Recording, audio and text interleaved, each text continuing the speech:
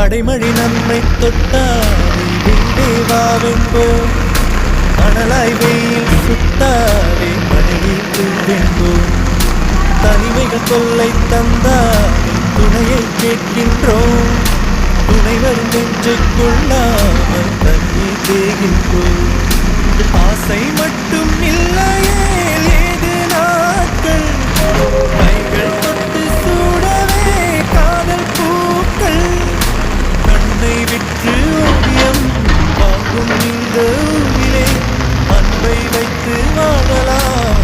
சுகம் எனதின் சுமைகளில் மகிழ்ந்திரு. தேவதையேவா என் தேவதையேவா, உன் இருவிழி அசைவுகள் எழுதிடும் கவிதை நான்.